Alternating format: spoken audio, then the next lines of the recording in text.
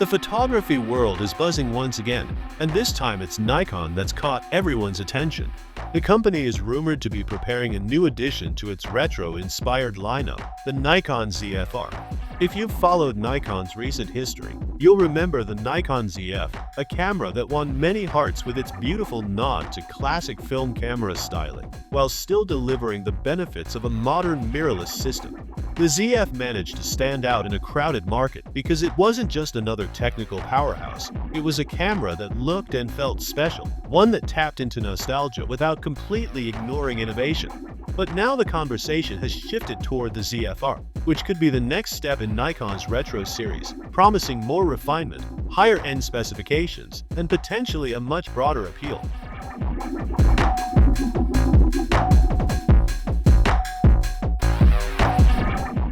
The ZF proved that there's real demand for cameras with character. Photographers loved its vintage aesthetic, mechanical dials, and film era vibe, but many also recognized its shortcomings. While the ZF looked great on paper and in hand, some users found the grip lacking. Its sleek profile might have been visually pleasing, but in practice, it wasn't the most comfortable option for long shoots.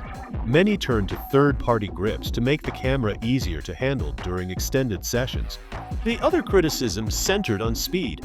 With continuous shooting capped at 10 frames per second, the ZF didn't exactly win over action or sports photographers. These trade-offs didn't ruin the camera, but they showed that style sometimes came at the expense of practicality.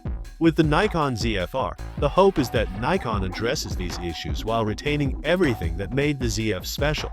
The biggest rumor so far is that this upcoming camera will feature a 60-megapixel sensor, a dramatic leap from the ZF's resolution.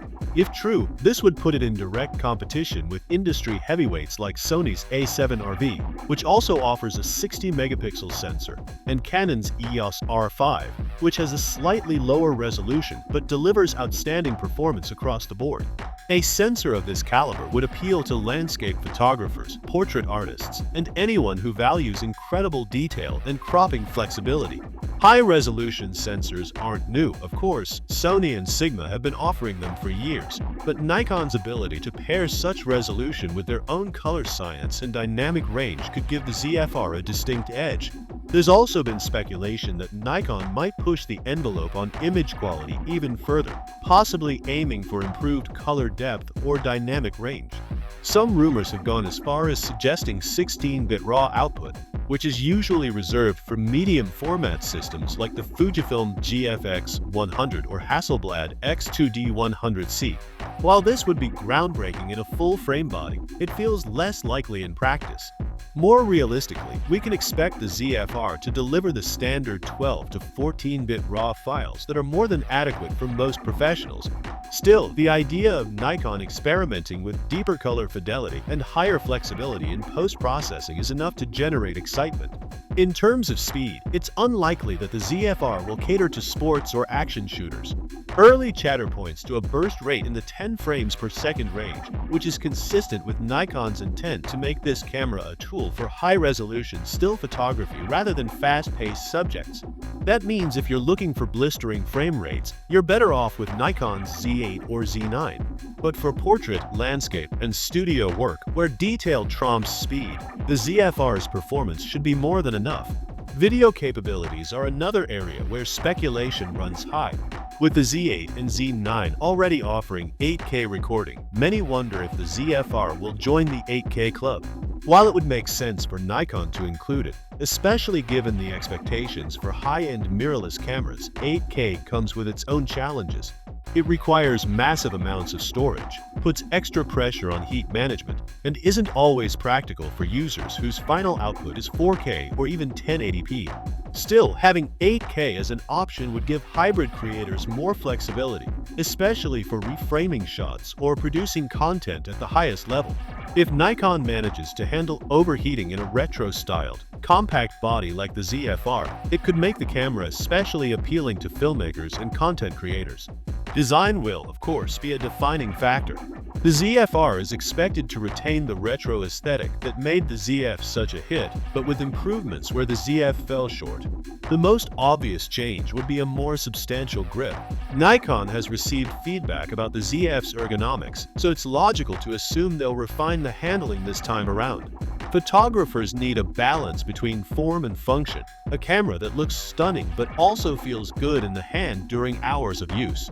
The physical dials, which were a major selling point of the ZF, are also likely to return. These tactile controls for ISO, shutter speed, and exposure compensation help deliver that classic shooting experience while still being functional for modern workflows. Nikon knows these features make the ZF series stand out, so the ZFR will almost certainly double down on them. If the rumored specifications prove true, the Nikon ZFR will be competing directly with the Sony A7RV, Canon EOS R5, and Panasonic Lumix S1R. Sony's A7RV has an exceptional autofocus system and AI-driven subject tracking that Nikon will need to match or at least come close to. Canon's R5 is celebrated for its autofocus and 8K video capabilities, while Panasonic's S1R, though not as video-focused, offers outstanding image quality. To compete in this league, Nikon will need to deliver more than just resolution and retro styling. Autofocus, in particular, will be a key battleground. Nikon has made progress with subject tracking in recent years, but they still lag behind Sony and Canon in AI-driven focus performance. If the ZFR manages to deliver autofocus that's truly reliable and competitive, it could elevate the camera from niche product to serious contender. So where does the ZFR fit within Nikon's current lineup? Clearly, it won't replace the high-speed Z8 or Z9, which are geared toward action and sports shooters. Instead, the ZFR seems aimed at a different kind of photographer, those who value image quality, design, and the joy of using a beautifully crafted camera. It's a tool for enthusiasts and professionals who want to slow down and focus on composition, detail, and creative expression. Portrait photographers, landscape shooters, and those who appreciate the tactile experience of physical dials and retro styling are likely to be the primary audience. That said, the ZFR won't be without its challenges.